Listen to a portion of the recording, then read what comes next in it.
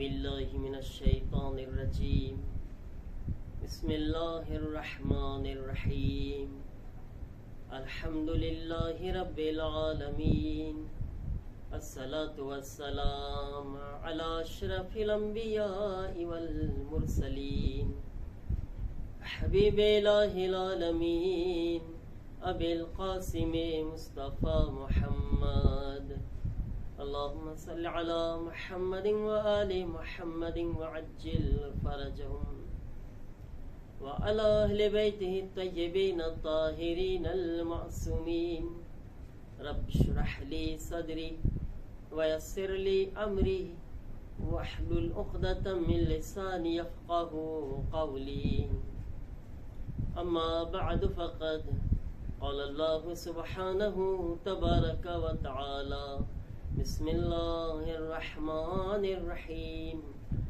क़ुल ला अस्अलुकुम अलैहि अजरन इल्लल मवद्दत फिल क़ुरबा। अज़ीज़ान मोहतरम, मवालियान मोहम्मद व आले मोहम्मद अलैहिमुस्सलातु वस्सलाम,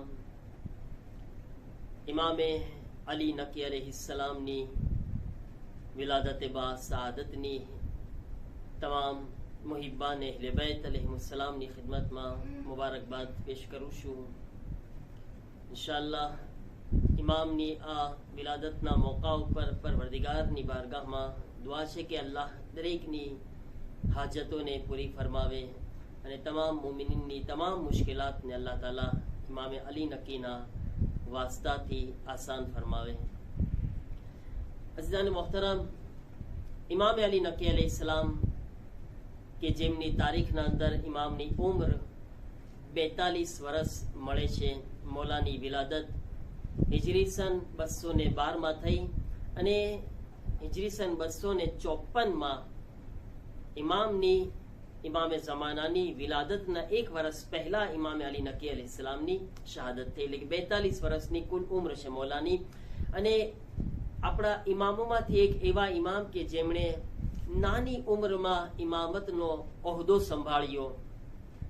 તકરીબન ઇમામે 8 વર્ષની ઉંમરમાં, કારણ કે ઇમામ તકી अलैहिस्सलामની शहादत હિજરી સન 220 માં થઈ અને ઇમામ અલી નકી अलैहिस्सलामની વિલાદત 212 માં થઈ, તો 8 વર્ષની ઉંમર હતી જ્યારે નાની ઉંમરમાં।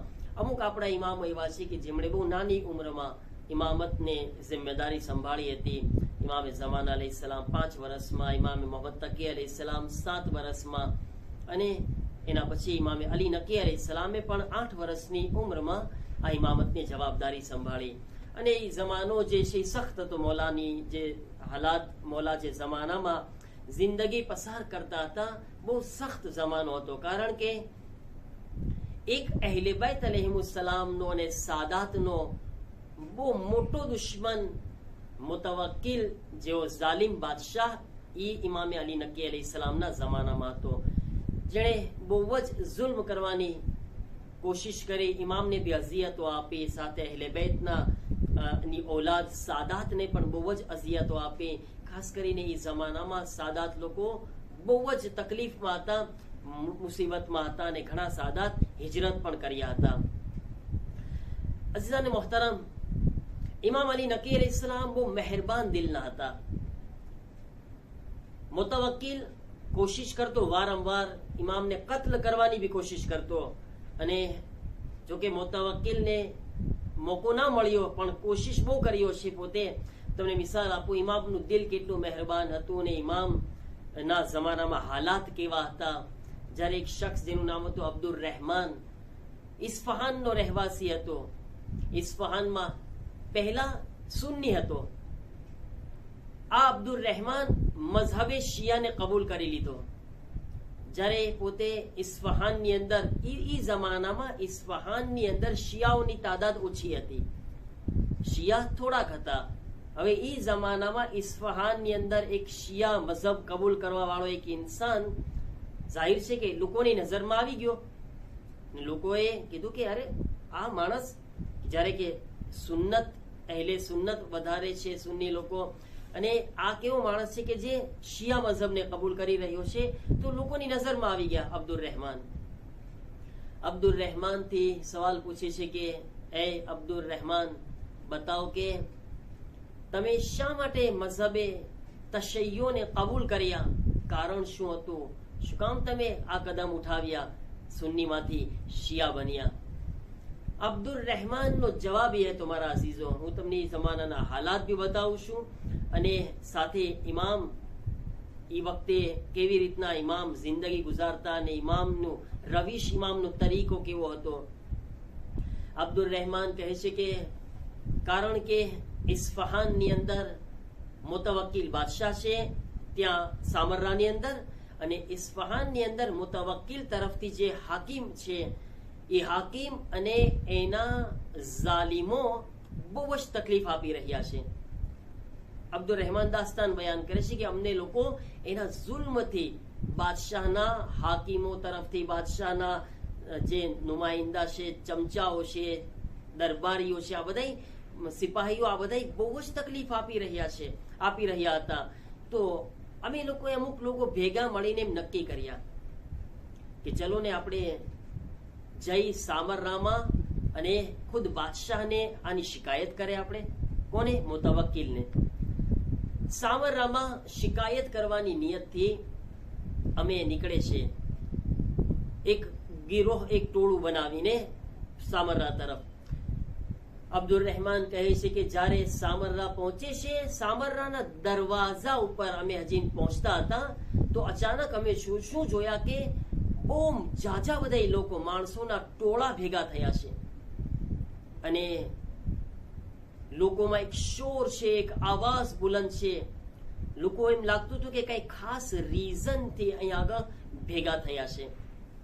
એ વખતે અબ્દુલ રહેમાન સવાલ પૂછે છે કે લોકોને કે શા માટે અહીંયા બધા ભેગા થયા છે, કારણ શું છે?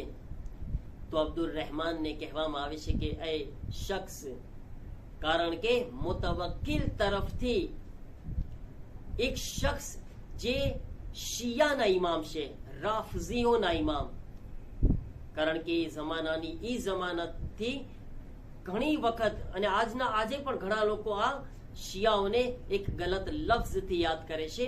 કારણ કે શિયા છે, કારણ કે અહેલે બેતના ચાહવા વાળા છે, કારણ કે મોહબ્બત અહેલે બેત દિલમાં છે, ઇસના અશરી ઇમામ મને માનવા વાળા છે.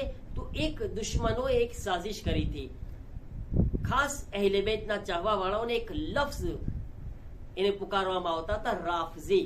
રાફઝી એટલે શું? કહે છે કે આ લોકો દીનથી હટી ગયા છે, આ લોકો મઝહબથી દૂર થઈ ગયા છે.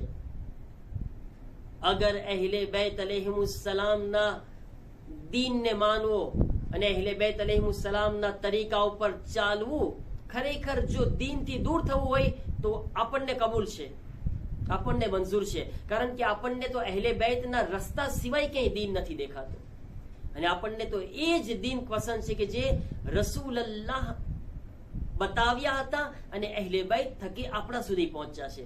ચાહે દુશ્મન, ચાહે અહેલે બેતના વિરોધીઓ આપણને કોઈ પણ લકબથી બોલાવે, જે કહેવું હોય તે કહે, ચાહે કાફિર બી કહીને આપણને પરવા નથી. અગર અહેલે બેતને માનવાથી ગમે એવા બુરા લકબ આપવામાં આવે તો આપણને મંજૂર છે. અને આ દુશ્મનોને એક ચાલ છે, એક સાજિશ છે. શું કામ? કોશિશ કરવામાં આવે કે આપણે અહેલે બેતથી ગમે એ રીતે દૂર થઈ જઈએ અને લોકોના ઝહેનને ગુમરાહ કરવા માટે કે જો અહેલે બેતને માનવા વાળા દીનથી દૂર છે, નાઉઝુબિલ્લાહ. જ્યારે કે આપણે જાણે છે અને અલ્હમ્દુલિલ્લાહ આપણે જોયા કે જે અહેલે બેત અલૈહિમુસ્સલામનો દીન છે એ રોજ બરોજ તરક્કી કર્યો છે, કામયાબ થયો છે અને અલ્હમ્દુલિલ્લાહ આજે અહેલે બેતના ચાહવા વાળાઓની કોઈ કમી નથી. કારણ કે આપણે માને છે કે અહેલે બેત અલી અલૈહિસ્સલામ છે કે જે રસૂલુલ્લાહના સૌથી અફઝલ સહાબી હતા, રસૂલુલ્લાહના સૌથી બહેતરીન શાગિર્દ હતા. એમણે રસૂલુલ્લાહથી જે દીન લીધો છે એ સાચો દીન છે અને એમણે એમની ઓલાદ થકી આપણા પાસે અને એમની ઓલાદ થકી આપણા પાસે દીન પહોંચ્યો છે. હવે રાફઝીઓના એક શોર કરવામાં આવતો હતો કે રાફઝીઓના ઇમામ ને કત્લનો હુકમ આપ્યો છે મુતવક્કિલ તરફથી એ જમાનામાં, અને આ લોકો ભેગા થયા છે કે હમણાં તે ઇમામ આવશે, શિયાઓના ઇમામ આવશે અને તેને ફાંસી ઉપર લટકાવવામાં આવશે, તે શિયાઓના ઇમામને ફાંસી દેવામાં આવશે. હવે આ માણસને અબ્દુલ રહેમાનને સુન્ની મઝહબને માનવા વાળો છે એને વિચાર આવે છે કે હકીકતમાં માજરો શું હશે કે આ કોઈ ખરેખર કોઈ ખાસ ઇન્સાન છે, આ કેવો ઇન્સાન છે? ચલો તો જરાક ઊભો રહી જાઉં અને તપાસ તો કરું કે આની પાછળ કોણ ઇન્સાન છે કે જેના માટે આટલું બધું આ એલાન જારી કરવામાં આવી રહ્યું છે ને માણસો ભેગા થયા છે એને ફાંસીને જોવા માટે. ઇમામે અલી નકી અલૈહિસ્સલામ ઈ વખતે હજી આવ્યા નહોતા.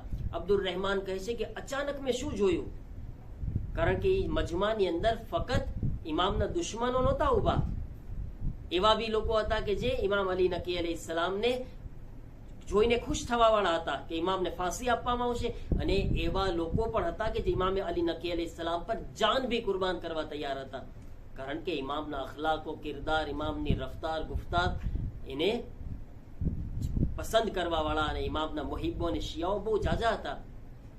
હવે થોડીક વાર થઈ છે, અબ્દુલ રહેમાન જોવે છે કે મેં જોયું કે ઇમામે અલી નકી અલૈહિસ્સલામ એક ઘોડા ઉપર બેસીને તશરીફ લાવ્યા અને ખૂબ જ શાન ઓ શૌકતથી કોઈ ઇન્સાન છે કે જે આવી રહ્યું છે. કહે છે કે મેં જ્યારે જોયું કે ઈ શખ્સ એક રોબ અને દબદબા વાળો ઇન્સાન છે, જાહો જલાલ વાળો ઇન્સાન છે, સવારી ઉપર બેસીને આવી રહ્યો છે, લોકો માંથી કેટલા બધા લોકો હતા જે એમની પાસે દોડીને ભાગવા લાગ્યા. લોકો એમની તરફ દોડવા લાગ્યા અને એમને ઘેરી લીધા એમની આજુબાજુમાં, જાણે કે એમની ઝિયારતના મુશ્તાક હતા, એમને જોવા માટે તડપતા હતા. અને કેટલા બધા લોકો એ ઇમામને આગળ વધીને ઇમામ પાસે પહોંચી ગયા. અબ્દુલ રહેમાન જોઈ રહ્યા છે, પણ ઇમામે અબ્દુલ રહેમાનનો જુમલો છે કે જ્યારે મેં ઇમામે અલી નકી અલૈહિસ્સલામને જોયા ને, અલ્લાહ જાણે શું હતું એમના અંદર કે એક નિગાહ અને એક નજર એમના ઉપર કરવાથી પહેલી નજરમાં એમની મોહબ્બત મારા દિલમાં બેસી ગઈ. એક જ નિગાહમાં એનું મારા દિલમાં એમના બારામાં જગ્યા થઈ ગઈ. અને હું હાથોને બુલંદ કરીને દિલમાં, જબાન પર નહીં, હું દિલમાં ને દિલમાં એક દુઆ કર્યો, પરવરદિગાર આ શખ્સને જે બી હોય, હું નથી ઓળખતો, પણ આ શખ્સને મુતવક્કિલના શરથી બચાવી લેજે. દુઆ કરી અબ્દુલ રહેમાન દિલમાં, જબાન પર નથી બોલ્યા. ઇમામની મોહબ્બત દિલમાં ઉતરી, જબાન પર, અને આ એક દિલની દુઆ જે છે એને જારી કરી. હવે અબ્દુલ રહેમાન કહે છે કે હું ઈ જ જગ્યા ઉપર ઉભો હતો, બધા મંઝર જોઈ રહ્યો હતો. ઇમામની સવારી આગળ વધતા વધતા મેં જોયું કે મારી કરીબ આવી ગઈ. ઇમામ મારી પાસેથી જેવા પસાર થયા, મારી બાજુમાં ઉભા રહી ગયા. ઇમામ અલી નકી અલૈહિસ્સલામ મારી બાજુમાં ઉભા રહીને મારી સાથે વાતો કરવા લાગ્યા અને મને જુમલો કીધો. મને કહે છે કે એ અબ્દુલ રહેમાન, જે દુઆ તમે મારા માટે કર્યા છો ને, અલ્લાહ એ દુઆ કબૂલ કરી લીધી. તમારી દુઆ અલ્લાહે કબૂલ કરી. અને અબ્દુલ રહેમાન, તમારી મુશ્કેલાત છે. અબ્દુલ રહેમાન જ્યારે ઇસ્ફહાનમાં હતા ને, અબ્દુલ રહેમાન બહુ ફકીર હતા. અબ્દુલ રહેમાનને ઔલાદ નહોતી, ફકીર હતા, મુશ્કેલાત હતી અબ્દુલ રહેમાનને. હલ જઝાઉલ એહસાન ઇલ્લા અલ એહસાન, કુરાનની આયત છે, નેકીનો બદલો નેકી સિવાય બીજો કઈ નથી. ઇમામ અલી નકી અલૈહિસ્સલામ ઉપર અબ્દુલ રહેમાને નેકી કરી. કેવી નેકી કરી? ફક્ત દિલમાં મોહબ્બત ઉતારીને અબ્દુલ રહેમાન દિલથી ઇમામની જિંદગીની તમન્ના કર્યા, ઇમામની સલામતીની આરઝુ કર્યા. ઇમામના દિલમાં અબ્દુલ રહેમાનથી નીકળેલી દુઆ ઇમામના દિલ સુધી પહોંચી. અહીંયા ઇમામ હલ જઝાઉલ એહસાન ઇલ્લા અલ એહસાનના તौर પર અબ્દુલ રહેમાનને દુઆ આપી રહ્યા છે. ઇમામ અબ્દુલ રહેમાનને કહી રહ્યા છે, એ અબ્દુલ રહેમાન, અલ્લાહે તમારી દુઆ અમારા હકમાં જે કરી છે કબૂલ કરી. અને સાંભળો, અલ્લાહ તમારી ફકીરીને દૂર કરી દેશે, તમને માલદાર બનાવી દેશે. એ અબ્દુલ રહેમાન, અલ્લાહ તમારી ઔલાદમાં બરકત આપશે. એ અબ્દુલ રહેમાન, અલ્લાહ તમારી જિંદગીને લાંબી કરશે. 3 દુઆ આપ્યા ઇમામ. અબ્દુલ રહેમાન મુશ્કેલાત હતી પૈસાની, એમની ફકીરીની ફિક્ર કર્યા. ઇમામને એ ખબર હતી, ઇમામે એમની માલદારીની દુઆ કરી. અબ્દુલ રહેમાનને ઔલાદ યા ઓછી હતી યા નહોતી, બહેરાલ ઇમામ એમની ઔલાદ માટે પણ દુઆ કર્યા. અબ્દુલ રહેમાન ઇમામની જિંદગી માટે દુઆ કર્યા હતા, ઇમામની સલામતી માટે દુઆ કર્યા હતા, ઇમામની ઉમ્ર બાકી રહી માટે દુઆ કર્યા હતા. ઇમામે કીધું, અબ્દુલ રહેમાન, અલ્લાહ તમને પણ લાંબી જિંદગી આપશે.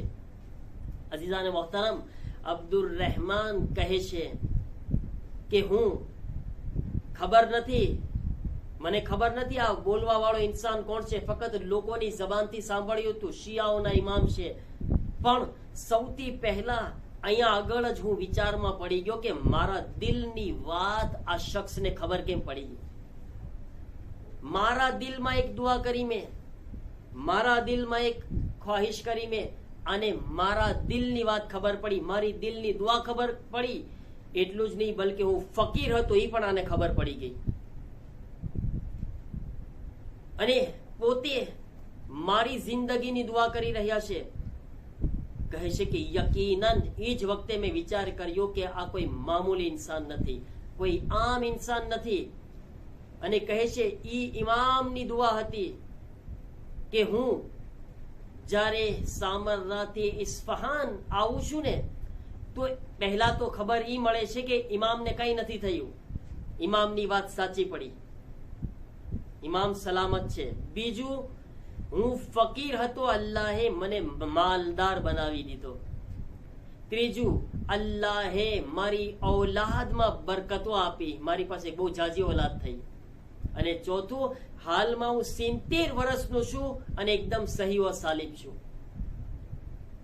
તંદુરસ્ત છું. 70 વર્ષ થઈ ગયા છે મારા. કહે છે કે ઇમામે અલી નકી અલૈહિસ્સલામે જે દુઆ મારા હકમાં કરી હતી ને, તમામ દુઆઓ અલ્લાહે કબૂલ કરી છે.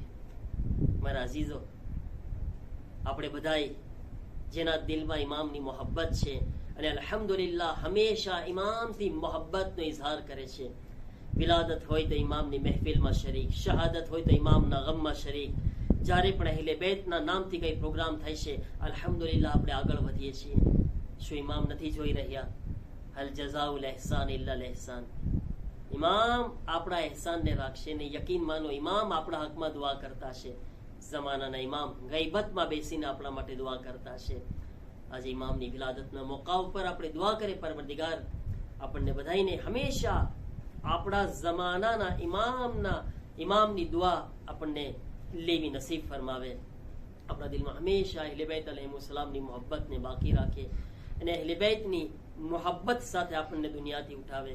પરવરદિગાર, કુરાન અને અહેલે બેતથી જોડાઈને રહેવાની તૌફીક અતા ફરમાવો. कुरान ने अहले बैतना अहकाम पर अमल करवानी तौफीक अता फरमाओ. हमारा गुनाह ने सगीरा और कबीरा ने माफ़ फरमाओ. मोमिनीन की परेशानी दूर फरमाओ. मरीजों ने शिफा अता फरमाओ. मोमिनीन की जान माल इज्जत आबरू ने हिफाजत फरमाओ. हमारी आक़िबत बखैर फरमाओ. जन्नतुल बकीना रोज़ाओं ने तामीर ना असबाब फराहम फरमाओ. इमाम ना ज़ुहूर मा ताजिल फरमाओ. इमाम ना नासिर मददगार मा मारो शुमार फरमाओ. रब्बना तक़ब्बल मिन्ना इन्नका अंतस समीउल अलीम.